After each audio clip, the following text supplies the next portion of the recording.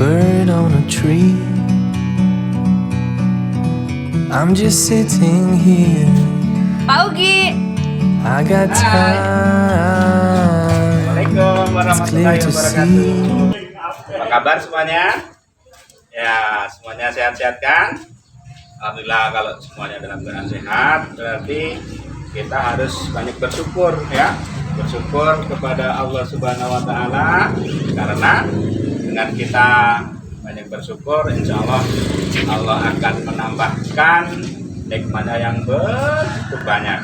Tapi kalau kita nggak mau bersyukur, ingat Allah justru akan mengazab kita. Nah, jadi harus banyak bersyukur. Nah, oke, sudah nungguin ya pembelajaran kita berikutnya. Jadi saksikan pembelajaran berikutnya.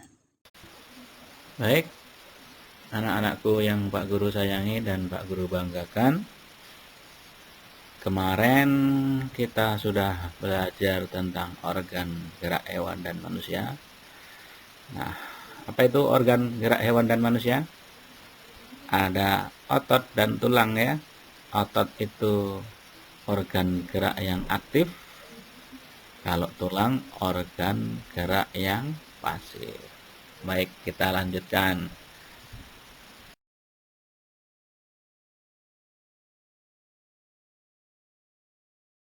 Nah, pada pembelajaran yang kedua ini kita akan pertama mengamati gambar ya.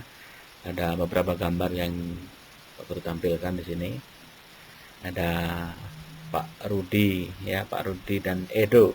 Nah, ceritanya ini pada gambar yang pertama Pak Rudi mengajak Edo ke kandang kelinci miliknya. Kandangnya sangat luas, kelincinya banyak sekali. Yang kedua, Pak Rudi dan Edo memberi makan kelinci. Mereka memberikan wortel. Kelinci sangat suka makan wortel. Semua kelinci berkumpul mendekat pada Edo.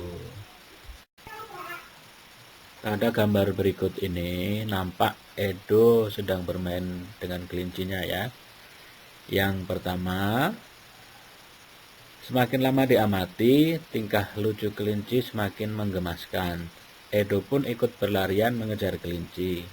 Sesekali Edo menirukan gerakan lucu kelinci, melompat, berlari, dan berdiri dengan dua kaki. Gambar berikutnya, Edo senang sekali. Edo tertawa kegirangan melihat tingkah lucu kelinci-kelinci di kandang kelinci milik Pak Rudi. Nah, gambar di atas itu adalah rangkaian gambar cerita. Dalam gambar tersebut terkandung rangkaian cerita. Gambar cerita merupakan gambar atau serangkaian gambar yang mengandung sebuah cerita. Contoh gambar cerita adalah gambar ilustrasi. Gambar ilustrasi merupakan gambar yang mendukung isi sebuah bacaan atau teks. Gambar ilustrasi dibedakan menjadi dua macam, yakni gambar yang berupa foto dan gambar tangan. Penggunaan gambar ilustrasi disesuaikan dengan kebutuhan dan isi bacaan atau teks. Adapun ragam gambar ilustrasi antara lain berupa cergam atau cerita bergambar, komik, pamflet, cover, kartun, dan karikatur. Tahukah kamu perbedaan ragam gambar-gambar tersebut? Sekarang kita berlatih untuk meningkatkan keterampilanmu dalam menggambar. Buatlah gambar ilustrasi. Apa itu gambar ilustrasi? Gambar ilustrasi merupakan penggambaran dari sebuah teks. Tujuan ilustrasi adalah untuk memperjelas, memperindah, dan menerangkan isi atau informasi dari sebuah bacaan. Objek gambar ilustrasi dapat berupa gambar manusia, hewan, dan tumbuh-tumbuhan, serta benda-benda yang ada di sekitar kita. Objek gambar ini harus disesuaikan dengan isi atau bacaan. Nah, langkah-langkah membuat gambar ilustrasi adalah sebagai berikut. Yang pertama, gagasan. Gagasan bersumber dari bacaan. Setelah menentukan gagasan, tentukanlah adegan apa yang akan digambar. Siapa saja tokohnya, bagaimana suasananya, serta media yang akan digunakan. Yang kedua, sketsa. Sketsa itu adalah rancangan gambar yang dibuat sesuai dengan gagasan. Membuat sketsa harus berhati-hati. Perhatikan bagaimana tata letak dan ukuran objek yang digambar. Yang ketiga, pewarnaan. Setelah sketsa selesai dibuat, kamu dapat mewarnainya. Pewarnaan dapat dilakukan dengan dua cara. Yang pertama, memberi warna sesuai dengan aslinya. Kedua, memberi warna berdasarkan imajinasi sendiri. Kamu dapat menggunakan cat air, cat minyak, pensil warna, spidol, dan yang lainnya. Adapun media gambar yang bisa kamu gunakan untuk menggambar adalah 1. Media alas gambar. Media alas merupakan media atau tempat untuk menuangkan gambar. Kamu bisa menggunakan kanvas, kain, kertas, atau bahkan kaca dan komputer. Media ini juga berpengaruh pada pemilihan media pewarna yang digunakan. Selain itu juga berpengaruh pada awet dan tidaknya hasil gambar pada saat disimpan. Yang kedua, media pewarna. Media pewarna itu ada pensil warna. Jenis pensil ini banyak mengandung lilin, pilihan warnanya pun banyak sekali. Yang kedua, ada cat air. Cat air adalah pewarna yang terlebih dahulu dicampur dengan air sebelum dipergunakan. Ada dua macam cat air ya, yakni transparan dan tidak transparan. Nah, ayo sekarang kalian berkreasi. Jadi kamu buat teks terlebih dahulu ya. Buat teks terlebih dahulu, kemudian dari teks yang kamu buat itu ya, kalimat-kalimat, ide pokok, gagasan, kemudian dari itu kamu buat gambar ilustrasinya. Ya, paham ya? Nah, jadi kamu membuat sebuah gambar yang kemudian ada keterangannya, yang keterangannya itu menjelaskan tentang isi gambar tersebut. Oke? Oke. Nah, kalau yang ini Pak Guru sudah menyiapkan gambarnya ya. Jadi untuk mendapatkan atau untuk dapat menceritakan apa yang terkandung di dalam gambar diperlukan ketelitian dalam mengamati gambar. Selain itu juga diperlukan kemampuan dalam berbahasa, baik lisan maupun tulisan. Nah, sekarang coba ceritakan rangkaian gambar ilustrasi berikut ini sesuai pemahamanmu. Jadi ada 3 gambar ya. Yang pertama ini gambar apa? Kamu buatkan ceritanya atau kamu buatkan deskripsinya untuk menceritakan gambar itu. Ya, ada 3 ya. Gambar kelinci semua ini. Oke, bisa ya. Berikut ini ada bacaan. Nanti kamu amati organ gerak pada gambar yang ada di buku situ. Ceritanya, Edo mempunyai 3 ekor kelinci di rumah. Edo sangat sayang pada kelinci-kelincinya. Edo merawatnya dengan baik. Edo sering bermain bersama kelinci-kelincinya. Namun kali ini Edo sangat sedih. Seekor kelincinya hanya terdiam ketika diajak bermain. Kelinci tersebut diam tidak bergerak di sudut kandangnya. Edo pun bergegas melihat dan memeriksanya. Edo terkejut, ternyata kaki kelinci itu terluka. Edo kasihan melihat kelincinya yang kesakitan dan tidak bisa bergerak. Kaki merupakan salah satu organ gerak pada kelinci. Dengan kaki, kelinci dapat bergerak dan berpindah tempat dengan cara melompat. Nah, kamu perhatikan gambar organ gerak pada kelinci ya. Ada kaki. Fungsi utama kaki pada kelinci adalah untuk bergerak. Kelinci bergerak dengan meloncat menggunakan kaki. Kaki belakang kelinci lebih kuat dan panjang dibandingkan dengan kaki depannya.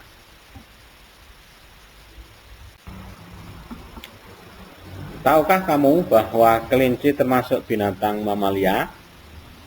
Binatang mamalia termasuk golong hewan vertebrata, yaitu hewan yang bertulang belakang. Nah, di sekitarmu pasti banyak sekali hewan vertebrata. Selain kelinci tentunya ya. Nah, bersama temanmu atau bersama orang tuamu, amati dan identifikasi organ gerak hewan-hewan tersebut. Kemudian tuliskan hasilnya pada tabel berikut ini. Kamu coba amati hewan yang ada di sekitarmu ya. Ada ikan, ada katak, ada burung, ada ular, ada kadal, ada kambing. Nah, apa nama organ geraknya? Terus fungsinya bagaimana? Ya, fungsi daripada organ gerak itu atau cara bergeraknya bagaimana? Oke. Ya, selanjutnya kita akan berkreasi. Kamu telah mengenal beberapa jenis hewan vertebrata beserta organ gerak dan fungsinya. Sekarang pilih salah satu hewan tersebut.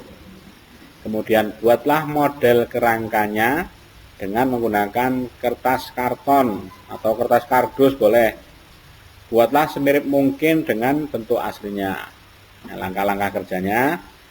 Yang pertama, siapkan alat dan bahan. Ada kertas karton atau kardus tebal, ada gunting, ada pensil, ada penghapus, dan penggaris.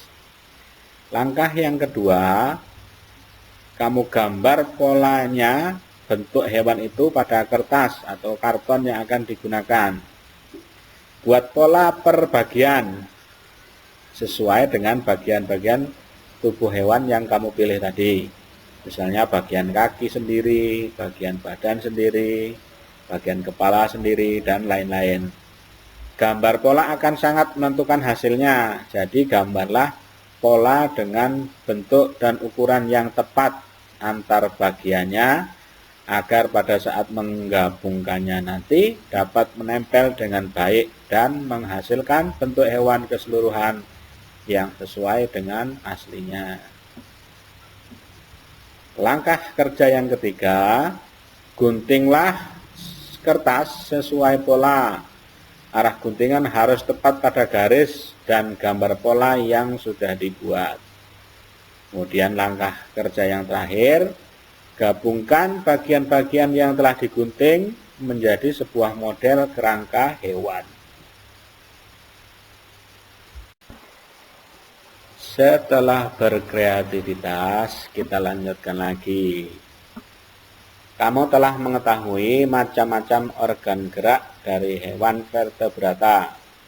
Namun, ada yang harus kamu ketahui bahwa hewan yang habitatnya di air memiliki sistem gerak yang berbeda. Contohnya, ikan. Untuk mengetahuinya, bacalah bacaan berikut ini.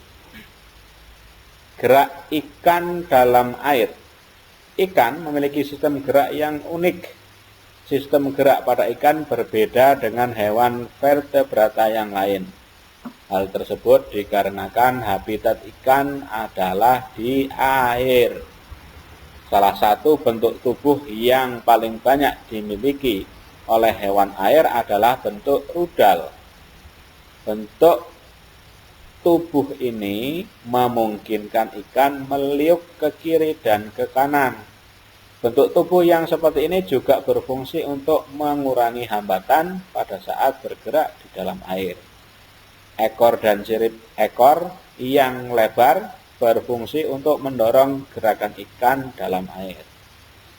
Tahukah kamu, ikan dapat berenang karena memanfaatkan bentuk tubuhnya yang unik. Ikan memiliki gelembung renang dalam tubuhnya yang berguna untuk mengatur gerak naik dan gerak turun. Ikan memiliki susunan otot dan tulang belakang yang fleksibel untuk mendorong gerakan ekornya di dalam air. Sebagian besar ikan menggunakan gerak tubuh ke kanan dan ke kiri bersama dengan sirip ekornya untuk menghasilkan gaya dorong ke depan. Ikan yang bergerak dengan sirip samping dan sirip tengah cocok hidup di terumbu karang. Jenis ikan ini tidak dapat berenang secepat ikan yang menggunakan tubuh dan sirip ekornya. Sekarang Pak Guru kasih tugas lagi. Nah, berdasarkan bacaan tentang gerak ikan dalam air, temukan ide pokok dan kalimat pengembang setiap paragrafnya. Nah, bacaan tadi, gerak ikan dalam air ada berapa paragraf? Ya, ada 3. Kemudian dalam masing-masing paragraf itu kamu temukan ide pokok. Ya, ide pokok dalam kalimat. Kemudian kalimat pengembangnya yang mana? Ya. Kamu ingat kemarin ya, ide pokok itu sama dengan gagasan atau kalimat utama. Nah, kemudian kalimat pengembangnya itu adalah kalimat yang melengkapi, yang membuat kalimat utama itu menjadi lebih lengkap dan tersusunlah menjadi sebuah paragraf. Ya, ingat ada 3 paragraf, kamu tuliskan masing-masing di situ. Paragraf 1, ide pokoknya atau gagasannya atau kalimat utamanya apa dan kalimat pengembangnya yang mana. Dituliskan ya di dalam buku tugasmu. Tugas berikutnya. Kalau tadi ceritanya sudah ada, kamu mencari ide pokok dan kalimat pengembang. Nah, sekarang Pak Guru siapkan ide pokoknya. Ya, kamu membuat karangan singkat dengan ide pokok yang Pak Guru buatkan. Ada 4 kalimat, jadi kamu akan membuat 4 paragraf. Kalimat utamanya sudah ada, kamu kembangkan menjadi sebuah paragraf. Jadi ada 4 paragraf.